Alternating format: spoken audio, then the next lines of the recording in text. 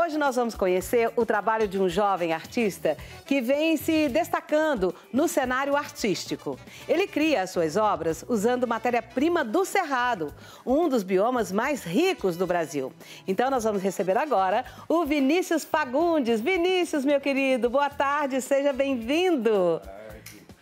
Ele já vem todo lentão, da coisa do Cerrado. Seja bem-vindo. Obrigado. Vamos sentar um pouquinho? Vamos conversar aqui antes de você mostrar essas coisas maravilhosas que eu já estou aqui encantada. Que bom.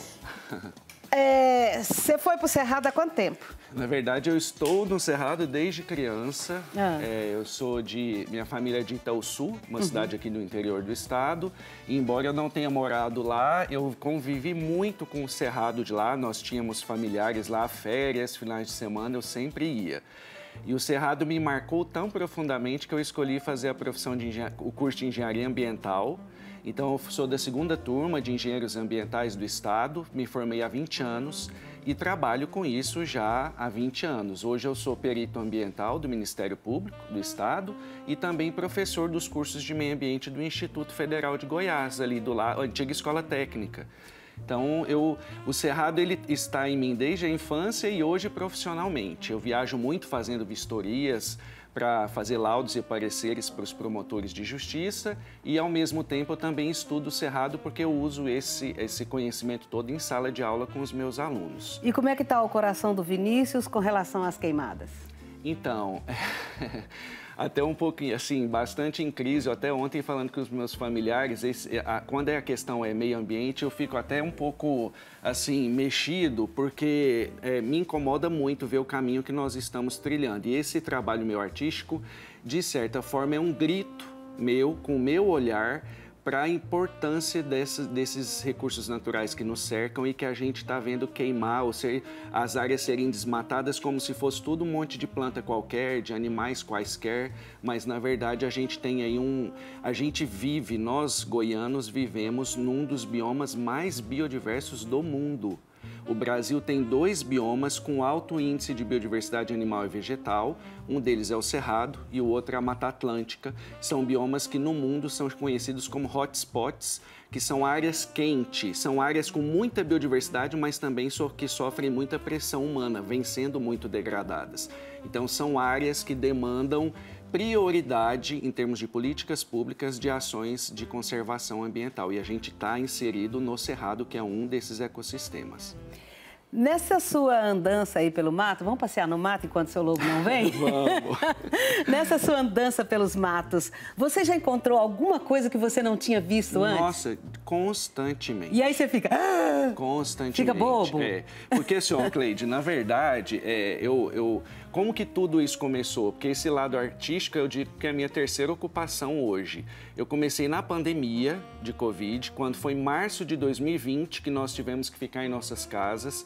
Eu falei, eu vou pegar esses elementos, alguns eu já tinha guardados há muito tempo em casa, que eu sempre admirei, eu falei, eu vou criar uns quadros para mim, para colocar no meu escritório e a título de ocupação mental. Eu queria sair um pouco daquela vibe de morte, de notícias ruins. E comecei despretensiosamente, fiz 12 quadros e pus nas paredes do meu escritório e minha família viu e falou, coloque isso na internet, posta na internet. E eu não tinha coragem, eu tinha muita vergonha, porque eu nunca me vi como artista e também eu tinha vergonha dos meus alunos. O que eles vão pensar de mim, que sou um professor de engenharia do meio ambiente, agora com arte, enfim, nessas bobeiras que a gente tem. É verdade. E depois de 5 meses eu criei coragem e criei o meu Instagram, que é o Estúdio, com E, né? Estúdio_Tutóia. Tutóia é uma palavra tupi-guarani, é uma expressão indígena que quer dizer que bonito, que lindo. Tutóia. Justamente o que eu falo quando eu vejo essas preciosidades aqui pelo Cerrado. Então eu falei, eu vou fazer uma homenagem aos povos originários e eu criei esse Instagram. E de lá pra cá eu nunca mais parei. A coisa, um trabalho puxa o outro e a coisa foi acontecendo de tal forma e vem acontecendo de tal forma que me surpreende. Eu tive, assim, para destacar alguns pontos dessa trajetória, eu tive os trabalhos, o Sebrae nos levou a mim, a vários artesãos, para uma exposição coletiva no Rio de Janeiro, no CRAB, que é o Centro de Referência do Artesanato Brasileiro, onde todo artesão e todo artista popular sonha estar. É um museu gigante, lindíssimo, e teve uma exposição chamada Casa do Brasil Central, do Cerrado ao Pantanal. E o Renato Imbroise, que foi o curador, ele criou uma casa cenográfica nesse museu. Que coisa linda! E usou peças nossas do Centro-Oeste para decorar essa casa. E eu tive a sorte, eu mandei para lá algumas esculturas e um pessoal de uma grande emissora viu os meus trabalhos e entrou em contato depois e me comprou 6 peças grandes que estiveram numa novela grande no Brasil no ano passado. E nesse momento, como desdobramento, eu estou com peças também no cenário de um programa matinal de uma grande emissora de TV. Então, assim, uma coisa vai puxar... Eu fiz troféus para o governo do estado. Hoje mesmo, antes de vir para cá, o pessoal da Secretaria da Retomada comprou 3 quadros meus que parece que vão ser dados para o governador do estado. Uma coisa vai puxando a outra. Mas eu gosto sempre de falar o seguinte, eu não vivo disso, né? Eu tenho os meus trabalhos, os meus concursos. O meu principal objetivo aqui é mostrar, de alguma forma, tentar contribuir para que as pessoas enxerguem o que nós estamos perdendo com a degradação ambiental. Então, aqui eu trouxe alguns elementos em condições brutas e naturais, porque o meu trabalho ele não é só artístico, eu procuro resgatar a parte cultural associada a essas espécies. Então, por exemplo, para que o nosso avô usava essa planta? Para que a nossa avó usava? Esse aspecto que eu chamo de cultura botânica e meio ambiente, que é esse lado meu de engenheiro ambiental que é forte em mim. E aí o que eu percebo? Que quando eu coloco nas molduras os elementos, o olhar das pessoas, e com intervenções com tintas, as pessoas prendem o olhar de alguma forma que elas atraem, e aí elas vão saber que é um jequitibá, que é uma sapucaia, que é um ceru. E elas lembram que na casa da avó tinha essa árvore, que na fazenda do avô tinha, e começam a criar um vínculo de pertencimento com a natureza, porque na verdade a gente está desconectado. A gente vê a natureza lá fora e nos vê aqui no ar-condicionado, no carro, na televisão. É como se a gente fosse coisas separadas, mas na verdade tudo é a criação, né? Eu não estou gostando nem um pouco dessa natureza linda que dessa inteligência artificial. Ô, gente, que trem esquisito. Você está vendo que não é real? Agora, quando eu pego um trenzinho desse aqui, isso aqui, o tempo enrolou ele ou foi você que enrolou? Não, o tempo enrolou. Porque isso aqui é uma vagem? Uma vagem do falso pau-brasil. É uma árvore que nem é do Brasil, mas que aqui em Goiânia se usa muito na arborização urbana. E a própria árvore faz a vagem dela, quando ela abre, perde umidade, essa espécie se enrola e vira esse caracolzinho que você está na mão. E você faz o que disso aqui? Infinitas possibilidades. Aqui hoje no cenário eu trouxe quadros, mas quem olhar, eu passei umas imagens para o pessoal da produção, não sei que horas que eles vão colocar, mas eu faço também esculturas, é a minha visão e a minha linguagem. Se eu te entregar uma caixinha com esses elementos e falar, Cleide, cria alguma coisa, você vai criar algo com a sua visão, com aquilo que vem de dentro. Então, a minha visão hoje são essas modalidades de trabalho que eu crio, mas tem gente que pode criar luminária com isso. Eu ia colocar um monte de pedrinhas marrons, cristais marrons aqui, fazer cachinhos e colocar numa árvore de Natal. Minha árvore de Natal seria assim, esse ano. Viu como a visão é diferente? É diferente. E você falou uma coisa muito interessante, essa questão do que é real, do que é palpável, né? Porque hoje a gente está muito digital também, muito virtual, a coisa é muito volátil. E a natureza... E sem graça. E sem graça. Eu acho. A natureza, ela tem essa capacidade de nos prender, né? De nos remeter a uma origem. Veja, isso daqui é uma parte, né, do cacau, que a gente, né, quem gosta de chocolate, come direto. A gente, na verdade, à medida que a gente começa a entrar em contato com esses elementos, porque isso aqui, Cleide, na verdade, aqui é uma casca. O povo chama de casca, mas o nome certo é cápsula, que é o envoltório da semente, não é a semente. Eu chamo de descartes vegetais, eu uso 90% dos frutos secos, embora eu use algumas sementes também. Mas esses frutos são resultado de tentativas e erros da natureza ao longo de milhares de anos. Então a natureza é a maior professora que a gente tem e que a gente ignora, a gente não dá valor, né? Então aqui é um projeto orgânico que ela concebeu e chegou ao melhor resultado. Essa aqui é a sapucaia, é um fruto que surpreende muitas pessoas pelo tamanho e pela imponência. Isso aqui é da Amazônia. E a espécie, na história evolutiva dela, chegou a esse formato de cápsula que protege as sementes até que elas estejam em ponto de dispersão. Você está me dizendo que a própria natureza ela vai encontrando formas de aperfeiçoar os próprios frutos, as próprias cascas, e que isso ainda vai evoluir mais? Essa é a história, é a teoria da evolução, né? As espécies vão evoluindo à medida que as condições ambientais mudam para melhor ou para pior, e é isso que faz, inclusive, com que as espécies, algumas se extinguam e outras surjam, né? Nesse contexto da história evolutiva do planeta e das espécies como um todo, né? Nossa, você falou, quando você falou assim dos seus quadros e quando a pessoa vai ver os seus quadros, sinceramente me deu uma vontade de chorar.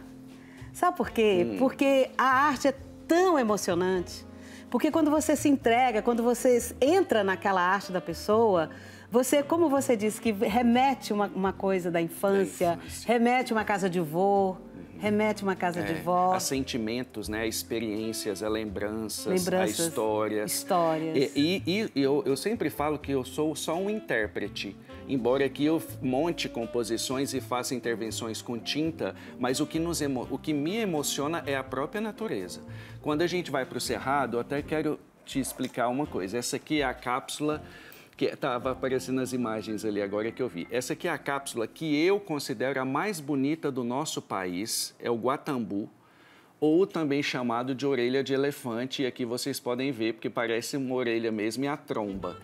Isso aqui do Cerrado, agora eles estão abrindo, é uma das últimas espécies que abrem no final da seca. Então esse fruto ele nasce em meia-lua, né?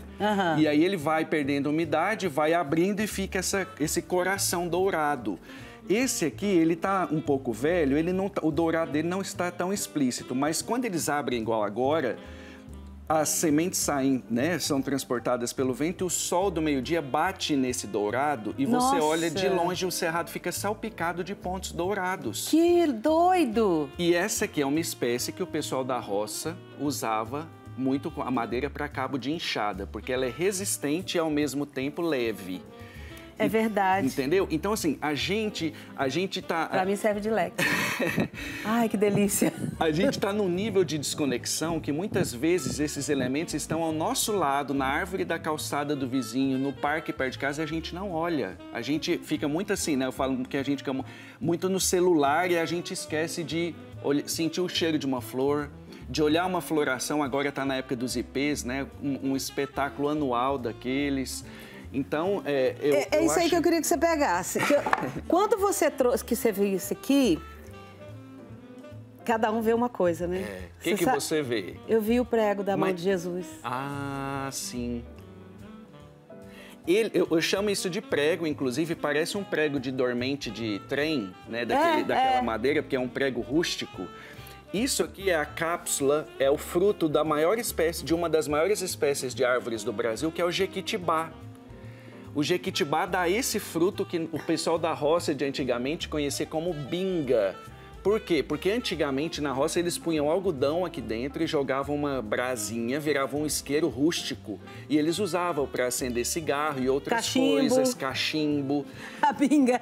Inclusive, que legal, gente. O próprio cachimbo do Saci-Pererê, da lenda, é um frutinho do jequitibá. Gente, o jequitibá não é à toa que ele é rei, né? Você vê? E aí, cada elemento desse aqui tem uma história. Outra coisa que eu acho interessantíssimo. Isso aqui, acredito que dê para o pessoal perceber, é áspero, né? Vocês estão vendo, é o pente de macaco ou escova de macaco. É o fruto de um cipó. Você vê que ele é bem rígido. Bem rígido e cacorento. É belíssimo isso aqui. Dá para coçar também. Esfoliar o pé, né? Boa ideia. Isso aqui o pessoal usava antigamente nas fazendas do Brasil colônia, usava para escovar cavalo, porque não existia escova. Então, eles usavam esse fruto aqui, essa casca, para tirar o pelo dos cavalos, né? Para pentear os cavalos, porque não tinha. E a natureza deu tudo, né? Não, é impressionante. Outro que eu acho interessantíssimo é esse fruto aqui. Que você passou um verniz e falou pra gente que não passou. Não passei. Passou sim. Aqui, ó, esse é o cacho dele. Gente, que coisa perfeita! Ele é de uma palmeira da Amazônia chamada jupati. Ele vem, as sementes são desse jeito, igual a Cleide está segurando aqui, elas são rígidas e brilhantes naturalmente. Parece que eu passei alguma coisa, mas eu não passei nada. É natural. É ornamentar. Só isso aqui. Isso já é. Não precisa de mais nada. E você foi lá na Amazônia, Não, eu tenho fornecedores em várias partes do Brasil. A maior parte do material que eu uso nas minhas obras, eu mesmo que coleto aqui em Goiânia e em Pirenópolis, principalmente. Mas eu tenho também fornecedores que são famílias de coletores de sementes florestais, porque quando a gente vai comprar uma muda de jequitibá, de ceru, seja do que for, precisa de ter alguém que antes coletou a semente. Certo. Então, tem famílias de pequenos agricultores no Brasil inteiro que vivem de coletar sementes de árvores. São comunidades. Que Só interessante. que, para eles, interessa o que está dentro, que são as sementes. E, para mim, enquanto artista, o que está fora, que é a casca. Então, isso aqui para eles era um resíduo que muitos queimavam, jogavam fora, e hoje eles vendem para mim. Então, foi a forma que eu encontrei de incluir o social. Que bacana! Porque aí eu consigo elementos de outras regiões do Brasil, de outros biomas, e eles ganham duas vezes. Eles ganham com a venda da semente e ganham com a venda desses elementos aqui. E o que você faz com isso aí? Infinitas possibilidades. Abajur. Então, eu faço particularmente algumas pencas botânicas, que são elementos amarrados em cachos, e a sapucaia é o toque final que eu dou, porque ela é bem grande e pesada, e eu costumo inserir uma ou duas nessas esculturas verticais de pendurar no teto. Detalhe, os estrangeiros veem essas peças, as minhas obras com elementos naturais, as minhas também, veem esses elementos, eles ficam loucos. Imagino. E, Cleide, muitas vezes a gente, enquanto brasileiro, a gente valoriza mais as espécies de fora do que as nossas. Eu sempre dou o exemplo daquela folha da árvore símbolo do Canadá, que aparece na televisão, todo mundo sabe que é, mas se mostrar qualquer coisa dessas aqui na TV, muitos não vão saber o que é. Então, o nosso nível de desconexão dessas espécies é incrível, né? E eu acho que isso aí, a falta da conexão, é coisa básica de escola. Tinha que vir lá no primário, tinha que ser estudado isso desde criança. Concordo. Devia ser currículo escolar. Agora, uma coisa que me chamou muita atenção é esse tom de azul. Quase inexistente, azul que não há. Azul que é pura memória de algum lugar. Conhece essa frase? Não conheço. Chama Trem das Cores, do Caetano Veloso. Porque ele fala do azul que envolve a maçã, o papel. A seda azul que envolve a maçã. E é esse tom de azul. E eu me lembro, sabe aonde que me remeteu isso aqui? Na minha avó, que ela lavava roupa branca e ela colocava anil na água, que é uma pedra, e ela soltava esse tom azul, colocava a roupa branca e a roupa não ficava azul, mas ela dava uma nuance mais assim... bem suave. De suave. Conhece anil, não? Conheço, então, conheço. Ele não tem esse tom? Tem, é parecido. Esse azul virou minha marca registrada, mas assim, muita gente pergunta, por que você usa tanto o azul? Por que esse azul e por que o azul? Porque é a cor do nosso planeta. É a forma também que eu encontrei de chamar a atenção das pessoas para a nossa casa. E chama, viu? Para a nossa casa. Outra coisa que eu acho interessante, você pode me alcançar esse quadro à direita aí, esse primeiro? Cleide, muitas vezes... Não vou embora, não. A menina tá falando aqui porque o papo tá bom, mas tem que ir. Não vou, não. Esse aqui é um quadro que eu fiz recentemente. Olha aí. Com quiabos secos. Olha isso, gente. São quiabos que eu encontrei no terreno baldio lá em Anápolis. Eu estava com alguns amigos e quando eu vi eles secos, eu falei, me dá isso daqui agora que eu vou fazer um quadro, porque é incrível.